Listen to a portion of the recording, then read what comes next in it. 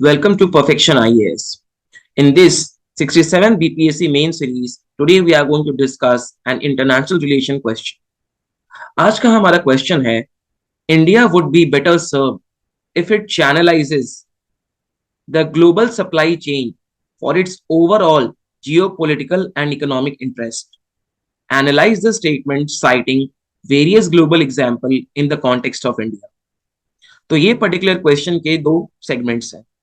First segment में हमें देखना है कि how can India channelize its various global supply chain for its geopolitical and economic interest, part number 1.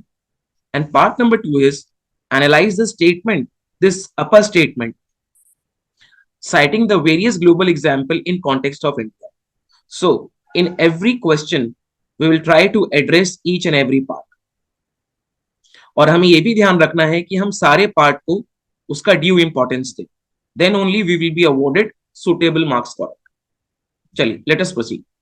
So in first, when we write the introduction, there are basically two ways of writing an introduction. The first can be a general introduction where you are trying to give the gist of the question.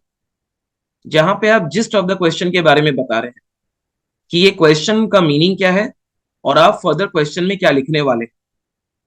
And the second is the definitional approach. Definitional approach में हम क्या करते हैं कि in the question, जो question का mood keyword है या जो मेन कीवर्ड है, हम उसको डिफाइन करते हैं. उसको डिफाइन करने से क्या होता है कि not only you but the examiner also gets a clarity that what is your understanding about that particular subject. ठीक है. So I will tell you both the ways. ये वाले क्वेश्चन में हम कैसे एक जनरल इंट्रोडक्शन भी दे सकते हैं और कैसे डेफिनेशनल इंट्रोडक्शन दे सकते हैं. सो पॉइंट नंबर 1 या फिर first kind of introduction is you can start such as on a world wide scale. Why on a world wide scale? Because we are talking about global supply chain. ठीक है. India is viewed as a crucial player. India is viewed as a crucial player or crucial link in the global supply chain. Yes, obviously. And this is not true for today, but it has been practiced historically also. Historically, India was a very important link in the global supply chain. Maximum amount of trade used to pass from India. Okay? And due to India presenting itself as a crucial link, this is an attractive location for multinational firms. This is an attractive location for multinational firms. अब आप देखो यहाँ पे, here you can give this general explanation, this general kind of an introduction, और यहीं पे आप एक historical element भी choose कर सकते हो या आप यहाँ इस तरीके से भी start कर सकते हो. Historically, India has been touted as an important link in the global supply chain, which it is carrying on till the current date, which makes it an attractive location for the multinational firms. ठीक है. ये एक वे हो सकता है. दूसरा वे क्या हो सकता है कि आप यहाँ पे ग्लोबल सप्लाई चेन को डिफाइन कर दो. ग्लोबल सप्लाई चेन क्या होता है? Basically in a simple word, global supply chain means international product sharing. अब देखो आप, इसका मतलब ये है ना कि अगर आपको किसी प्रोडक्ट को बनाना है तो आप इसको मल्टीपल पार्ट्स में ब्रेक कर रहे हो और आप उसको अलग अलग नेशंस में जाके प्रोड्यूस कर रहे हो. ठीक है. सिंपली ये इसका मतलब है. This is the meaning of global supply chain. और यहाँ पे आप फिर बाद में इसमें इंडिया के रेलेवेंस को रिलेट कर सकते हो कि India is presenting itself as an attractive location for multinational firms because it is a crucial link in global supply chain. Getting the point? So these are the two ways how you can introduce your answer, how the introduction should be done. See, यहाँ पे हमारा objective है rather than content to learn the structure कि हमें किस तरीके से अपने आंसर्स को प्रोसीड करा. ठीक है. चलिए आगे बढ़ते हैं. अगला है जब हम मेन बॉडी को एड्रेस कर रहे हैं, यहाँ body part. So body part में हमें क्या लिखना है? आप याद करो, इंट्रोडक्शन में मैंने एक लाइन लिखी थी कि India is presenting itself as a crucial link. यानी यहां पे हम पॉइंट्स देंगे कि what is the role of India in the global supply chain. तो आप देखो यहाँ, what is the role of India. सबसे पहला, India has got a very fast turnaround time. Turnaround time का मतलब क्या होता है, ये आप देखो, ये हम लोग बेसिकली ना ग्लोबल ट्रेड पार्लेंस में यूज करते हैं कि जब भी शिप कोई भी हार्बर में आती है तो वो वहां पे आके डॉक करती है, उसमें जो गुड्स है वो यहाँ पे अनलोड किए जाते हैं, और यहां से गुड इसमें लोड किए जाते हैं और ये फिर अपने अगले डेस्टिनेशन के लिए जाती है। तो the time taken by a ship to come to a harbour to offload या to unload the goods and loading the good again to go to the next destination is known as a turnaround time। अब आप खुद सोचो, अगर turn around time ज्यादा होगा, इसका मतलब है कि ज्यादा टाइम के लिए ये शिप अपने हार्बर पे डॉक्ड है, तो ये जो शिप है ये ट्रेड के लिए यूज नहीं हो रहा है, और ट्रेड के लिए यूज नहीं हो रहा है तो ये हमारे लिए डेट्रीमेंटल है। लेकिन इंडिया में क्योंकि टर्न अराउंड टाइम हाई है, हम इस प्रोसीजर को स्पीडन अप कर देते हैं, जिसके चलते India comes out to be a trade friendly या फिर business friendly nation. Again global supply chain, क्योंकि ग्लोबल सप्लाई चेन चाहता है कि जो ट्रेड है या जो ट्रांसपोर्ट है, ये जो कनेक्टिविटी है वो बहुत फास्ट हो, और इस रिक्वायरमेंट को इंडिया फुलफिल कर रहा है। Second, India has got a relatively stable and investment friendly atmosphere. ठीक है, हमारा जो एटमॉस्फेयर है वो इन्वेस्टमेंट के लिए बहुत ही स्टेबल है। इसमें आप दो चीजें लिख सकते हो। इसके पीछे का रीजन क्या है, सबसे पहले आप देखो यहाँ पे, सबसे पहले रीजन है political stability. In India we follow democracy, और डेमोक्रेसी के साथ साथ we have rule of law. तो democracy plus rule of law, democracy plus rule of law. चलो मैं आपको इसका एक सिंपल सा एग्जांपल देता हूं। मान के चलो आप कि किसी देश में देर इज पॉलिटिकल टर्मोइल, वहां पे ऑटोक्रेटिक रूलर्स हैं, और वहां पे सब्सिक्वेंटली या बहुत फास्ट वे में रूलिंग डिस्पोजिशन जो है वो चेंज हो रही है। तो जैसे जैसे नए रूलर्स आते जाएंगे, वो लॉज एंड रूल्स को चेंज करेंगे, जिसके चलते इन्वेस्टर्स जो है वो इस नेशन में इन्वेस्ट नहीं करना चाहेंगे, क्योंकि ये बहुत ही वॉलेटाइल मार्केट हो जाएगा। और ये केस इंडिया के साथ नहीं है। इंडिया में एक बहुत ही स्टेबल और इन्वेस्टमेंट फ्रेंडली, इसके पीछे का रीजन है पॉलिटिकल स्टेबिलिटी। और दूसरा है स्ट्रॉन्ग मैक्रो इकोनॉमिक फंडामेंटल्स। दूसरा है स्ट्रॉन्ग मैक्रो इकोनॉमिक फंडामेंटल्स। अब ये मैक्रो इकोनॉमिक फंडामेंटल्स क्या होते हैं? मैक्रो इकोनॉमिक फंडामेंटल्स में हम बात करते हैं inflation, we talk about the balance of payment, we talk about the fiscal deficit. तो बैलेंस ऑफ पेमेंट, अब आप इमेजिन करो कि अगर हमारे मैक्रो इकोनॉमिक फंडामेंटल स्ट्रांग नहीं है एंड रुपी जो है वो बहुत ही स्ट्रांगली डिवैल्यू कर जाती है या बहुत ही स्ट्रांगली अप्रिशिएट कर जाती है, अगेन ये मार्केट में बहुत ज्यादा वोलेटिलिटी क्रिएट कर देगा। फिस्कल डेफिसिट अगर गवर्नमेंट का बहुत ज्यादा हो गया है, तो गवर्नमेंट क्या करेगी, वो टैक्स रेट को बहुत ज्यादा बढ़ा देगी, at a very higher rate, at a very usurious rate. जब टैक्स रेट बढ़ जाएगा, तो टैक्स रेट के कंपोनेंट्स क्या होते हैं? Custom duty, excise duty. अब आप बताओ, कोई इन्वेस्टर के इंडिया में इन्वेस्ट करेगा जब उसको ज्यादा टैक्स पे करना पड़ रहा है? नहीं करेगा। Getting the point. और एक और आप एस्पेक्ट ले सकते हो इसमें, इन एक्सपेंसिव लेबर। इन एक्सपेंसिव लेबर, इन एक्सपेंसिव लेबर की जगह हम एक और टर्म यूज कर सकते हैं कि the labour cost is low. Labour cost is low है, इसका मतलब है कि आपका जो टोटल कॉस्ट ऑफ प्रोडक्शन है वो कम हो जाएगा। Again India is presenting itself as a lucrative destination for supply chains. चलिए आगे, एसईजेड फ्रेमवर्क। एसईजेड फ्रेमवर्क, अब SEZ stands for special economic zone. Special economic zone, अब ये जो स्पेशल इकोनॉमिक जोन है ना, ये होता क्या है ये आप समझो। यहाँ एसईजेड जो है वो किसी डोमेस्टिक कंट्री में एक एरिया का डेजिग्नेशन है, ठीक है, और उसे हम as a foreign territory treat करते हैं। जैसे आप समझो, यहाँ पे मान के चलो ये इंडिया है, this is the state of Maharashtra. State of Maharashtra में हमने एक एरिया डेजिग्नेट किया है जो कि एसईजेड है, और ये एरिया जो है ना, this is a foreign territory, okay, this does not come under India और महाराष्ट्र। ठीक है, अब देखो आप इसका फायदा क्या होता है। सबसे पहले तो फायदा ये है कि यहां से आप डॉलर अर्न कर सकते हो, ठीक है। और ये जो एसईजेड है ना, गवर्नमेंट इसको इम्पोर्ट ड्यूटी फ्री रखती है, इम्पोर्ट ड्यूटी फ्री। और अगर इम्पोर्ट ड्यूटी फ्री है तो फॉरेन प्लेयर्स यहाँ पे आके इन्वेस्टमेंट करते हैं, they try to set up their firms, again, तो जिसके चलते इकोनॉमी में मल्टीप्लायर इफेक्ट होता है। एम्प्लॉयमेंट इज जनरेटेड, ठीक है, टैकलिंग पॉवर्टी, और it provides us with the forex reserve, provides us with forex reserve, यानी ये हमको डॉलर देता है। इन सिंपली इसका ये मतलब है।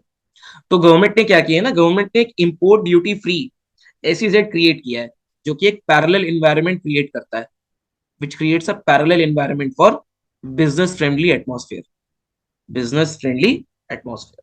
ठीक है, चलिए, ये भी हम डिस्कस कर रहे हैं, role of India, again role of India. So the fourth point is improved and enhanced connectivity. तो देखो, कनेक्टिविटी जो है ये एक बहुत ही मेजर रोल प्ले करता है ग्लोबल वैल्यू चेन में। मैंने आपको स्टार्टिंग में ही बताया था कि जब भी कनेक्टिविटी या ट्रांसपोर्ट इसका कॉस्ट हमें कम पड़ेगा या ये बहुत एफिशिएंट होगी, तो बाहर के प्लेयर्स चाहेंगे वो आके इंडिया में इन्वेस्ट करें। Getting the point. अब आप देखो, कोई शिप यहाँ पोर्ट पे आ रही है, अब हमें इस पोर्ट से अपने गुड्स एंड ये सर्विसेज तो नहीं होगा, हमें गुड्स को एक डेस्टिनेशन पे पहुंचाना है, तो हमें रोड कनेक्टिविटी चाहिए। तो इंडिया जो है, this has embarked upon a journey of building expressways. Expressways क्या करेगा ना, ये लास्ट माइल कनेक्टिविटी देगा, क्योंकि वाया सी हमने अपने गुड्स को पोर्ट तक तो ले आए, हार्बर तक तो ले आए, फिर वहां से डेस्टिनेशन पे प्रोवाइड करने के लिए we will need roads, we will need airports. ठीक है, और कनेक्टिविटी या फिर इस प्रोजेक्ट्स को बनाने के लिए what we do need to have, we need to have good development financial institution. अब ये डीएफआईज का रूल क्या होता है, these DFIs they give loan, they give credit will be a better word for long term infrastructural projects, from long term infrastructural projects। देखो, अब यहाँ पे आईआर के साथ साथ इकोनॉमी के भी बहुत सारे कॉन्सेप्ट्स आपके रिवाइज हो रहे हैं, क्योंकि यहाँ पे हम डील कर रहे हैं global supply chain plus IR, तो जीवीसी में तो सब कुछ आ जाता है। अब आप देखो डीएफआईज का रोल यहाँ पे और क्या है। सबसे पहले तो नॉर्मल बैंकिंग इंस्टीट्यूशंस भी लोन दे सकते हैं, लेकिन जो इंफ्रास्ट्रक्चरल प्रोजेक्ट होते हैं ना, इनके वेरी हाई जेस्टेशनल पीरियड होते हैं, जेस्टेशनल। से फॉर एग्जांपल कि अगर आपको कोई पोर्ट बनाना है, तो a port will take 5 to 10 years easily. तो जब तक ये पोर्ट बन रहा है, the company can not think of returning the loan. जब ये पोर्ट बन जाएगा, जब इसमें से बिजनेस स्टार्ट हो जाएगा, उसके बाद ही कंपनी जो है वो लोन को रिटर्न करेगी। तो डीएफआईज जो है ना, वो स्पेसिफिकली इसी डोमेन को केटर करते हैं। और इंडिया में अभी डीएफआईज एज एन इंस्टीट्यूशन में बहुत इंप्रूवमेंट आया, हमने इनका इंस्टीट्यूशनल फ्रेमवर्क बढ़ाया है। ठीक है, अब आप देखो, एक और बहुत ही इंपॉर्टेंट पैराडाइम है, जो कि है trade war, trade war between US and China. अब यूएस और चाइना में ट्रेड वॉर है। अब यहाँ पे ट्रेड वॉर है, तो ये दो नेशंस जो है ये एक दूसरे के ऑपोजिशन में प्रोटेक्शनिस्ट पॉलिसी फॉलो करती है। प्रोटेक्शनिस्ट पॉलिसी फॉलो करने का मतलब है कि यूएस के जो एक्सपोर्ट्स है जो चाइना में आ रहे हैं, so China increases the import duty, और चाइना के जो गुड्स यूएस में जा रहे हैं, तो US increases the import duty, जिसके चलते इन दोनों के प्रोडक्ट रिस्पेक्टिव या ऑपोजिट जुरिस्डिक्शन में नॉन कॉम्पिटिटिव हो जाते हैं, नॉन कॉम्पिटिटिव हो जाते हैं। सिंपल आप एग्जांपल लेके चलो ना, कि अगर चाइना अगर यूएसए में नूडल एक्सपोर्ट कर रहा है, पहले 1 packet of noodle used to cost ₹1 से फॉर एग्जाम्पल, अब इंपोर्ट ड्यूटी के बाद में $1.5 कॉस्ट कर रहा है, तो यूएसए चाइना से क्यों लेगा? या फिर जो वहां की लोकल पॉपुलेशन है, they will not use the Chinese goods, वो और कोई ऑल्टरनेटिव खोजेगी। और सिमिलर केस चाइना के साथ भी है। Say for example if US is exporting them some gadgets which were earlier for $2 and now it is of $3, तो चाइना क्यों लेगा? तो यहां पे India comes to the rescue. इन दोनों के लिए इंडिया जो है वो इनको रेस्क्यू करा रहा है, और हमारे लिए this is a leveraging point. हम दोनों देश को गुड्स एंड सर्विसेज एक्सपोर्ट कर सकते हैं और एक कॉम्पिटिटिव एज। ठीक है, and we also cannot neglect the fact of Covid. Impact of Covid can not be neglected. देखो, अभी भी बहुत सारे देश हैं which have not come out of the impact of Covid, not come out of the impact of Covid. ठीक है, इसके पीछे बहुत सारे रीजंस थे। सबसे पहले तो रीजन ये था कि 2008 का जो फाइनेंशियल क्राइसिस है, इसके स्प्लैशेस अभी भी बहुत सारी यूरोपियन इकोनॉमी में देखा जा रहा था। और कोविड जो है ना, इसने इस इकोनॉमिक डिस्पिरेशन को और एक्सास्परेट कर दिया और बढ़ा दिया। लेकिन क्योंकि इंडिया जो है वो रिलेटिवली आइसोलेटेड, रिलेटिवली, आप मेरी वर्ड्स पे ध्यान देना, आपको ये नहीं लिखना है कि India was isolated from the impact, आपको लिखना है कि India was relatively isolated from the impact of Covid, ठीक है, from the impact of global financial crisis of 2008, जिसके चलते we have again relatively strong macro economic fundamentals. और यही रीजन था, स्ट्रॉन्ग इकोनॉमिक फंडामेंटल्स के चलते India prove to be a lucrative destination. एक और चीज आप ध्यान में रख सकते हो कि कोविड-19 पैंडेमिक ने अलग अलग नेशंस में लॉजिस्टिक्स डिले को जन्म दिया। अलग अलग देश में लॉजिस्टिक्स डिले हो रहे थे, एक्सपोर्ट रिस्ट्रिक्शंस हो रहे थे, तो इस जिसके चलते global supply chain was disrupted, जिसके चलते India again proof to be an alternative destination. India again proof to be an alternative destination. अब आप इसको ऐसे भी याद रख सकते हो कि already due to proactive government measures, the online transaction या the digital transaction was increased in India, digital transaction increase हो गया था। और कोविड जब आया तो यहाँ पे एवरीथिंग वाज रिमोट। अब क्योंकि इंडिया ने डिजिटल लिटरेसी पाली थी एक वे में, या we started to use digital financing tools which again came to our rescue or came to the world's rescue in strengthening the global supply chains। ठीक है, चलिए अब हम next part of the question को deal करते हैं, various global examples. सबसे पहला एग्जांपल है the resilient supply chain initiative. ठीक है, अब देखो ये इनिशिएटिव था क्या, इसके लिए थोड़ा सा हमको इसका हिस्टोरिसिटी ट्रेस करना होगा। यहां आपको लिखना है आंसर में कि चाइना हैज मोनोपोलाइज्ड या China's hegemony had been created in the global value chain या global supply chain, जिसके चलते each and every nation was vulnerable to the whims and fancies of China। हम सब चाइना की needs को लेके vulnerable थे, क्योंकि चाइना जो है वो तो major chunk of global supply chain को ऑक्यूपाई किया हुआ था। और कोविड में ये हमें और ज्यादा देखने को मिला जब चाइना ने स्ट्रिक्ट लॉकडाउन कर दिया। तो जब चाइना ने स्ट्रिक्ट लॉकडाउन किया तो पूरा ग्लोबल सप्लाई चेन इंपैक्टेड हो गया। इसी को देख के सम लाइक माइंडेड कंट्रीज, और वो लाइक माइंडेड कंट्रीज माइंड क्या क्या है, वो है इंडिया, जापान एंड ऑस्ट्रेलिया।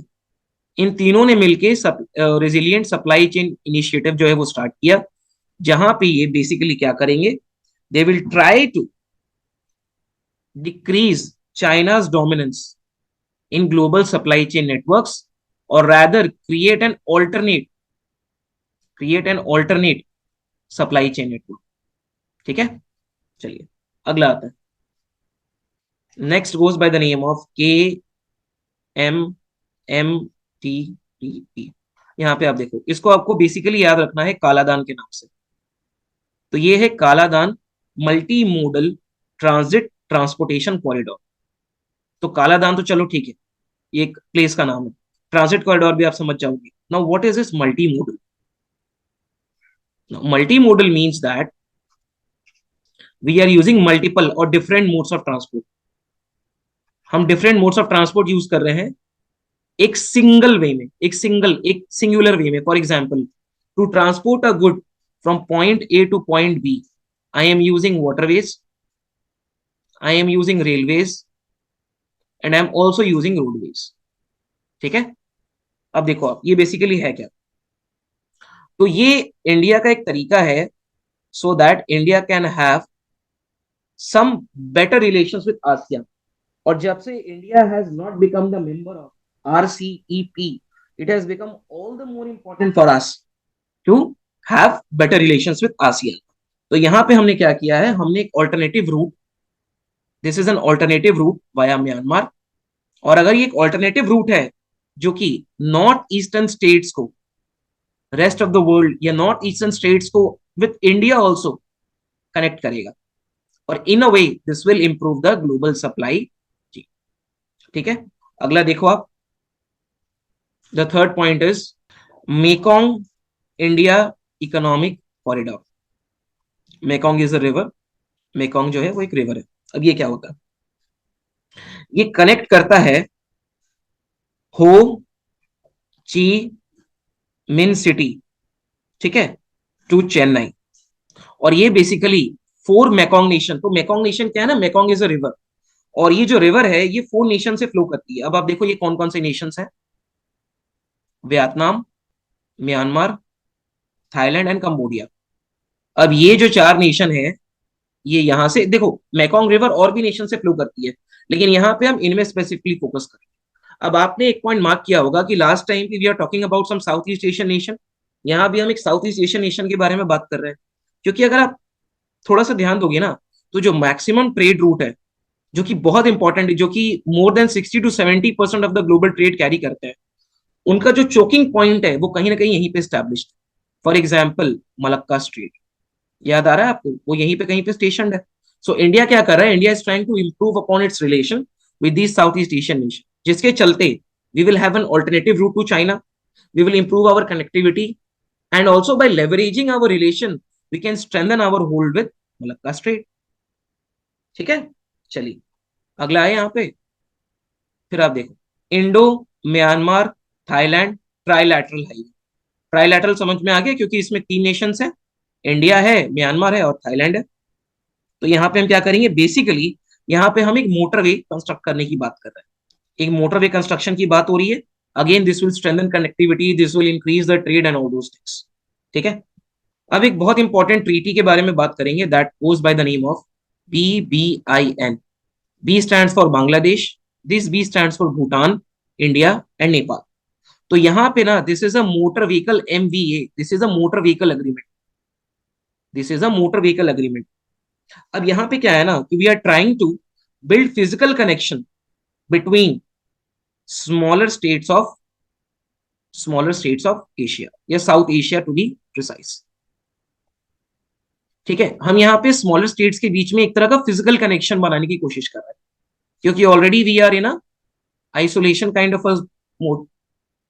यहाँ पे आपको याद रखना है कि though all the 3 states are given their assent, लेकिन भूटान जो है वो इसके लिए रेडी नहीं है। आप सबको पता है कि भूटान जो है, this is a very environment friendly nation, environment friendly nation है वो एक बहुत ज्यादा, जिसके चलते क्या होता है कि it is not allowing nations to build this road, क्योंकि उसको एप्रीहेंशन है कि अगर इस तरह के वो रोड्स बनाएगा, या इस तरह के अगर अनप्लान इंफ्रास्ट्रक्चर डेवलपमेंट के लिए जाएगा, then this is going to unduly harm its environment. ठीक है, और हम एक और चीज देखते हैं, ये तो सब हम साउथ ईस्ट एशिया के पार्लेंस में देख रहे हैं। एक और चीज है which goes by the name of international north south transport corridor. यहाँ बेसिकली क्या है ना, कि India is trying to build a connectivity project where it is going to connect Europe, Russia, India. तो यहाँ पे इंडिया जो है वो सेंट्रल एशिया वाला जो पार्ट है, वहां से अपनी कनेक्टिविटी को इंप्रूव करना चाह रहा है। Again that is also very important choking point. ठीक है, एक और चीज याद रखो आप, कि with the melting of Arctic ice, Arctic ice में जो मेल्टिंग हो रहा है, इसके चलते वहां भी एक ड्यू कोर्स ऑफ टाइम में वाटर बॉडी क्रिएट हो जाएगी, that can also be leveraged as a connectivity point, जहां से हम ट्रेड को लेके जा सकते हैं। और चाइना ने रिसेंटली यहाँ पे व्हाइट पेपर पब्लिश किया है। देख रहे हो आप कैसे चीजें इंटर रिलेटेड है, और कैसे हमें अपने आंसर्स में इन सारे एस्पेक्ट्स को यूज करना है। ठीक है, एक छोटा सा डेटा भी है, कि जो INSTC है ना, this will lower the cost between India and Russia by 30%। तो जो लॉजिस्टिक्स कॉस्ट है ये उसको 30% से कम कर देगा। ठीक है, अब एक और चीज देखो आप, छाबार पोर्ट बहुत दिन से न्यूज में चल रहा है। छाबार पोर्ट में क्या है, India is trying to build a port in Iran, ये छाबार ईरान में है। तो इंडिया क्या करेगा ना, इंडिया जो है वो ईरान तक आराम से अपने गुड्स लेके चल जाएगा। ये इंडिया, ये ईरान, यहाँ बीच में कहीं पाकिस्तान है, यहाँ पाकिस्तान का ग्वादर पोर्ट है। तो India is trying to bypass this Gwadar port and reach to Iran, and from Iran India can connect to Afghanistan, and from Afghanistan India can connect to the remaining Central Asia, Russia और all those things. ठीक है, और ये तो हम यहाँ चले गए, अब आप यहाँ चले जाओ, यहाँ पे गल्फ नेशंस है। तो अगर हमने छाबार पोर्ट को due course of time materialize कर लिया, so India is also going to improve upon its trade and connectivity with the Gulf nations. आप देख रहे हो ये सारी इनिशिएटिव ग्लोबल सप्लाई चेन को इंप्रूव करने के लिए हो रहा है, या ग्लोबल वैल्यू चेन्स को इंप्रूव करने के लिए हो रहा है। ठीक है, अब आप देखो आप, the ministerial security, the mineral security partnership. तो ये बेसिकली क्या है ना, this has been established as China plus one, China plus one policy of USA. और ये यहाँ पे बेसिकली कुछ मिनरल्स के सप्लाई को इंप्रूव करना चाह रहा है और चाइना के डोमिनेंस को खत्म करना चाह रहा है। वो मिनरल्स जो हैं दे आर रेयर मिनरल्स, बहुत जगह वो यूज होते हैं, इलेक्ट्रिसिटी में यूज होते हैं, अलग अलग जगह उनका यूज है। For example lithium, cobalt. ठीक है, चलिए। And last is Atmanirbhar Bharat. Atmanirbhar Bharat, I hope ये एक्सप्लेन करने की जरूरत नहीं है। इस तरीके से Atmanirbhar Bharat as an economic paradigm can be used. लेकिन along with this we also have some challenges. सबसे बड़ा challenge itself is very high logistics cost. India में लॉजिस्टिक्स कॉस्ट जो है बहुत हाई है compare to the OECD nations and China. ठीक है, और इकोनॉमिक सर्वे ने बोला है कि this is around 14%। Getting my point? और हमको इसको रिड्यूस करना, we need to reduce it in due course of time. दूसरा चैलेंज है इंक्रीज इन प्रोटेक्शनिज्म। अभी हम देख रहे हैं the world is going through an era of anti globalization. तो जब एंटी ग्लोबलाइजेशन हो रहा है तो all the nations they are trying to create policies which are detrimental to import. और इस तरीके से अगर पॉलिसीज बन रही हैं जो कि डेट्रीमेंटल टू ट्रेड है, obviously due course of time में वो ग्लोबल सप्लाई चेन को इम्पैक्ट करेगा ही करेगा। ठीक है, अब आप देखो, आप अगला पॉइंट क्या है। India lacks quality accreditation institution. Accreditation institution lack करते हैं, जिसके चलते इंडिया लैक्स क्वालिटी स्टैंडर्ड। आपने न्यूज में देखा होगा कि US food and drug administration they reject many of the medicine and many of the food which goes into that. फिर है regressive taxation structure. Regressive tax structure जो कि India में बहुत ही मुश्किल है। एक और चीज आप याद रखो, दो India's position in ease of doing business has improve, but still on some of the parameters such as getting clearances, इसमें इंडिया की रैंकिंग अबव 100 है। So obviously we need to work on this. Okay, और एक और बहुत important चीज है ना कि India is a late comer to GVC. क्योंकि इंडिया जो है, अब आप यहां तक देखो, before 1991 India had a closed economy और लाइसेंस राज। लेकिन after the liberalisation policy of 1991 India came into the domain of global trade. So India एक बहुत ही लेट एंट्रेंट था।